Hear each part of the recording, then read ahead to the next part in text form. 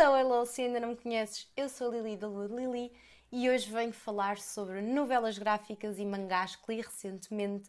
Eu adoro ler novelas gráficas e estou sempre a empurrar com a barriga e acabo por nunca ler nada e decidi de uma vez por todas dar hipótese a algumas que já queria ler há algum tempo e quis partilhar com vocês qual é que foi a minha experiência com estes livros. Este exercício de ler novelas gráficas para mim já foi um sacrifício no sentido de ter que pôr para trás outras coisas que eu já tenho para trás para ler, mas ainda assim um sacrifício que eu não me arrependo nada, porque eu tive uma experiência tão boa a ler estes livros, são livros completamente diferentes uns dos outros. E eu vou falar de 3 novelas gráficas e 2 mangás que, sinceramente, adorei todas. Em primeiro lugar, vou falar desta novela gráfica, do autor francês Sylvain Vallet, Tananarive, que é a capital de Madagascar. Esta novela gráfica é incrível. Vejam-me só estes desenhos e digam-me se estas ilustrações não são qualquer coisa. Eu não estava a pensar ler esta novela gráfica, mas uma amiga minha leu e gostou muito, e então sugeriu-me. E eu acabei por pegar nela sem grandes expectativas e eu gostei tanto. O livro fala sobre este senhor aqui, que é um notário francês reformado, o típico homem que sempre foi muito prudente, nunca saiu da sua zona de conforto, sempre foi assim muito preocupado com tudo, com coisinhas de saúde, com coisinhas disto, com coisinhas daquilo, então nunca viveu verdadeiramente a vida. E o melhor amigo dele, que é este senhor aqui, é o oposto. É tipo um aventureiro, nasceu supostamente em Madagascar, daí o título do livro, e do nada este homem morre e o amigo fica inconsolável, mas mais do que inconsolável, ele fica com a missão de descobrir o paradeiro do herdeiro deste homem. E então aí ele parte pela primeira vez na grande aventura da vida dele para descobrir o paradeiro da família. Ele sabe muito pouco sobre a vida pessoal do amigo e vai descobrir que metade daquilo que ele achava que sabia era mentira. Vai descobrir muito sobre este amigo, vai descobrir ainda mais sobre si próprio. E é basicamente um livro que nos faz pensar sobre tanta coisa. A história é tão bonita. Tem assim uma vibe de A Balada para Sophie, do Filipe Melo. Para quem gosta assim, de novelas gráficas que aqueçam o coração, que nos façam pensar, que nos façam sentir, que tenham alguma profundidade emocional, eu sugiro este livro. É uma história muito bonita. Leiam porque vale mesmo a pena. A segunda novela gráfica que eu li foi o segundo volume do Clube Sad Ghost. Eu já nem sei se foi no início deste ano, se foi no fim do ano passado, li o primeiro volume. Se vocês não conhecem estes livros, esta coleção aborda muito doença mental, saúde mental, e é um fantasminha que sofre de ansiedade, o outro fantasminha sofre de depressão.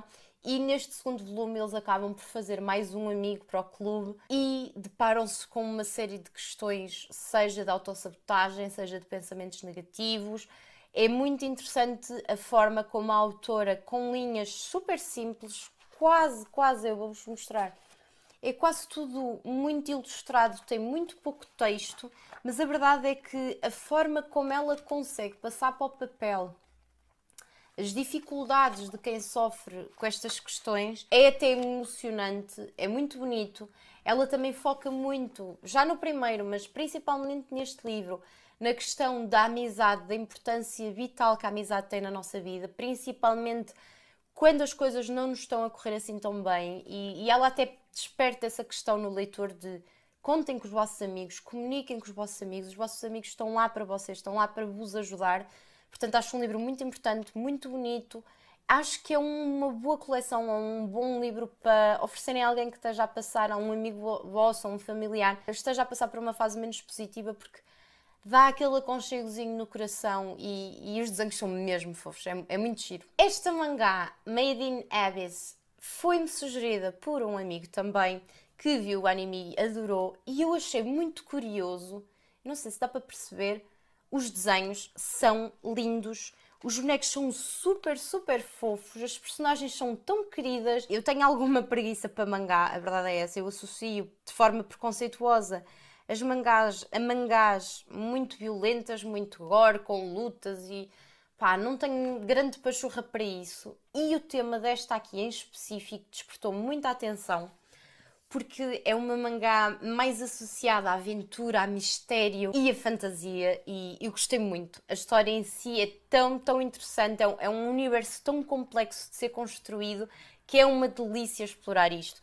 E este é o primeiro volume desta coleção e nós aqui vamos conhecer a cidade de Dorth, que é uma cidade à volta de um abismo super profundo para dentro da Terra, que é o Abyss. E este Abyss tem camadas de civilizações antigas cheias de relíquias. Eu não sei se dá para vocês perceberem, mas isto basicamente é o Abyss e à medida que as pessoas vão descendo de camada em camada, vão tendo sintomas físicos e podem realmente acabar por falecer. Existem os exploradores que são conhecidos como Cave Riders, que são as pessoas que descem no abismo, camada a camada, à procura de conhecimento, à procura de relíquias. Mas lá está, o abismo é muito perigoso e muitas vezes mortal. E a nossa protagonista neste livro, que é esta menina aqui, é a Rico. Ela é uma jovem órfã, a mãe dela era uma Cave Rider muito conhecida, que está desaparecida, possivelmente morta. E a Reiko um dia, a explorar as camadas superiores, descobre um miúdo robô, que é este miúdo aqui, que não se lembra de nada, não sabe quem é, não se lembra de nada do seu passado, e ela consegue convencê-lo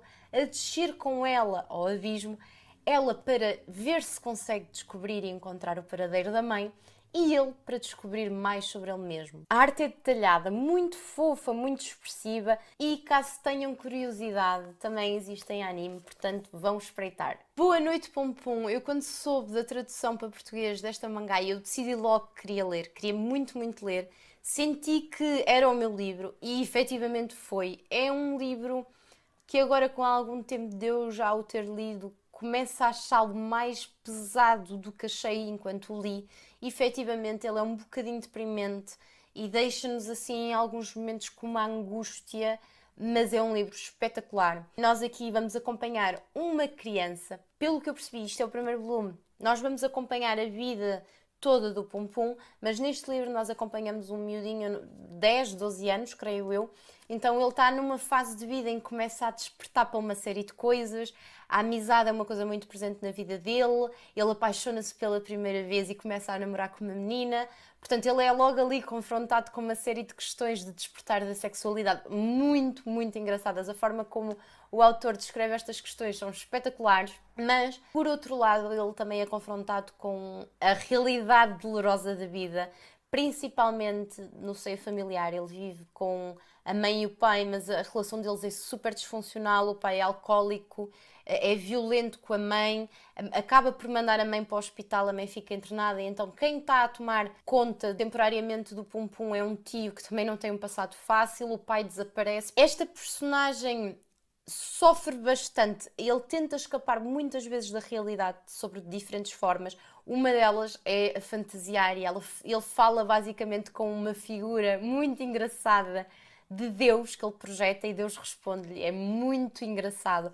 Aliás, todas estas questões, até as questões da sexualidade, a forma como o autor as coloca no livro é de chorar a rir, está épico. Ele equilibra muito bem estas duas esferas da vida deste Pum Pum, porque realmente, por um lado, há um tom de comédia muito forte, mas por outro lado, a parte do drama, principalmente do trauma familiar que ele vive, é muito pesado mesmo. Para mim, uma das coisas mais incríveis que o autor fez no livro foi tornar o Pum Pum e a família do Pum Pum em passarinhos, com linhas super simples, ao contrário das outras personagens todas à volta deles, que são personagens hiperrealistas, com imensos pormenores.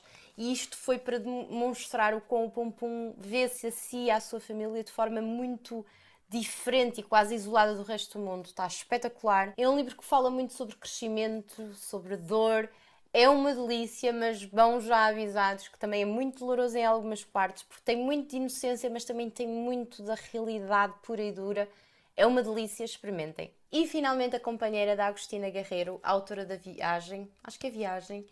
Este livro é uma delícia. Se tiverem a oportunidade de oferecer a alguém, ofereçam.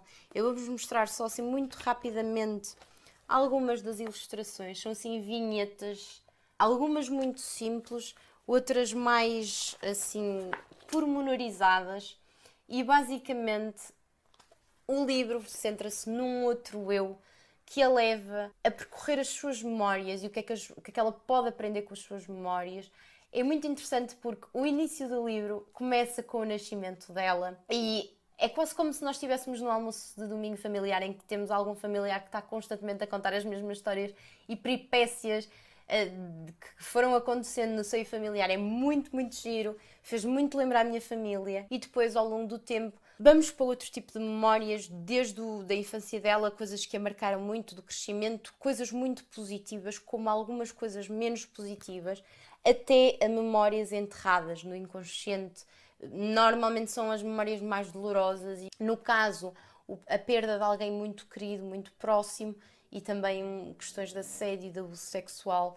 Portanto, é um livro muito bonito. Ela basicamente usa um cavalo marinho mágico para ir de memória em memória. É autobiográfico, claramente.